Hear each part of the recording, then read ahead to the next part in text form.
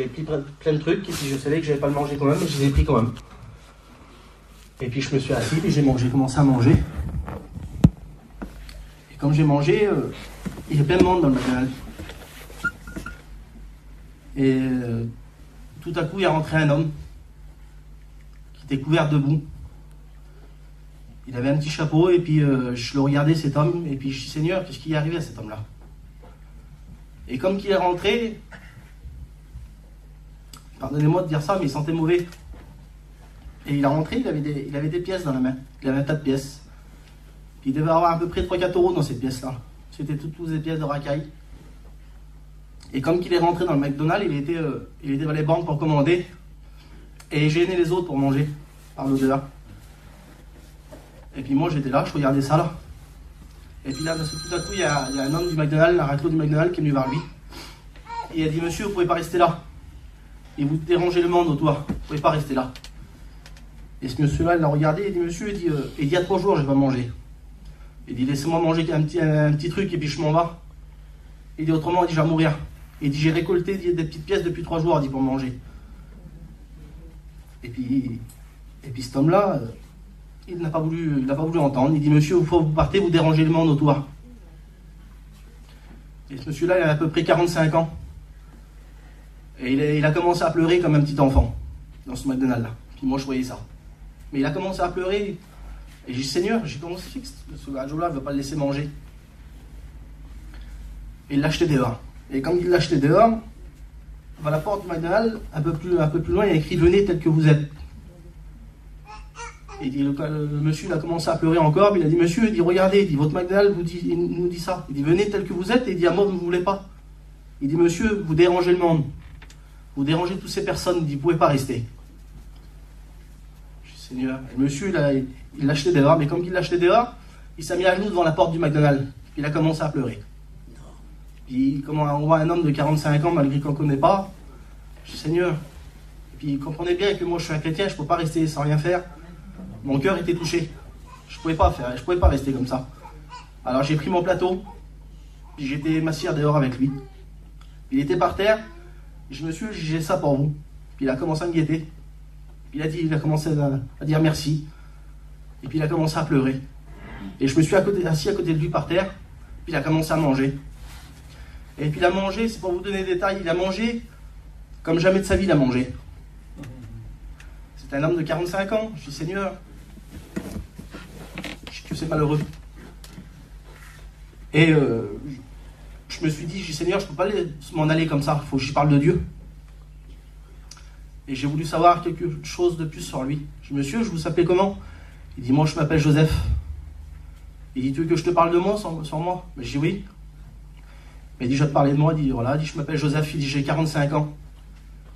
Il dit, auparavant, j'étais PDG d'une grande entreprise à Nanterre. Et j'avais plus de 200 salariés sous mes ordres. Et il dit, mon patron, il m'a viré, il dit, pour que son fils me prend ma place. Et il dit, très vite, il dit, j'ai eu des dettes que je ne pouvais pas rembourser. Il dit, tu sais, dis-moi, j'ai consacré ma vie à ma carrière. J'ai ni femme, ni enfant. Et il dit, du jour au lendemain, il dit, je me retrouvais dans la rue. Et il dit, tu sais, moi je fouillais les poubelles pour manger. Et plus que je regardais cet homme, plus qu'il avait de la haine dans ses yeux, plus de la colère et beaucoup de peine. Et tu sais, il dit, moi la société m'a rejeté. Et aujourd'hui, il dit, je n'intéresse plus personne. Et il dit, quand je passe quelque part, les gens, il dit se tournent, il ne veut pas me regarder. Il dit, personne ne m'aime. Et comme il a dit ça, ça m'a touché. J'ai dit, Seigneur, je ne peux pas le laisser comme ça. Et puis le Seigneur a mis un mot sur mon cœur. Il a mis un texte. Et ce texte, c'est Matthieu 11, 28. Ce texte nous dit il dit ça. Il dit, c'est Jésus qui parle. Il dit, venez à moi, vous tous qui êtes fatigués et chargés. Il dit, moi, je vous donnerai du repos. Et j'ai dit ça à ce monsieur. Aujourd'hui, tu as besoin du repos du Seigneur, sans lui. J'ai dit, tu as besoin de la paix de Dieu. J'ai le monde t'a fait mal. J'ai le monde ne t'aime pas, mais Jésus t'aime, j'ai sans lui. Et il m'a regardé, il m'a dit, c'est pas vrai que ton Dieu peut m'aimer, peut me donner le bonheur. J'ai dit, oui, sans lui. Et vous savez, je suis parti comme ça. Je l'ai laissé comme ça. Parce qu'il avait un choix à faire. Je ne pouvais pas le faire pour lui, ce choix-là. Et je suis parti comme ça. Et je suis parti, puis ce monsieur-là, je ne l'ai jamais plus revu.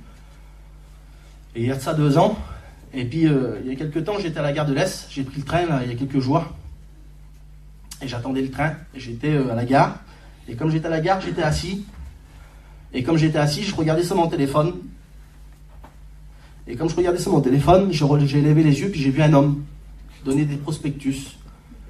Et le premier truc que je me suis dit, j'ai dit, Seigneur, je suis pas vaillant, le monsieur là. J'ai dit, moi je suis vaillant, je mets un peu plein en vérité. Je me suis donné des prospectus, j'y parle de la parole de Dieu. Puis j'ai dit, moi, j'ai dit, Seigneur, à part chanter, à part témoigner, je n'ai rien à faire. Et comme j'ai rebaissé ma tête, j'ai regardé sur mon téléphone encore.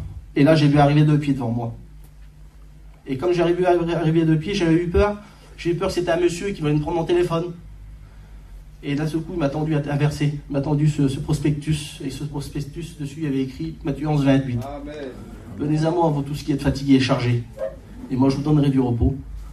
Et je voulais dire merci à ce monsieur-là, parce que je voulais prendre ce verset. Et comme je l'ai levé les yeux pour le regarder, il m'a regardé, il m'a dit, ça va, frère? Et il me reconnaît. Et c'est moi, Joseph. Et il dit, le gars du McDonald's.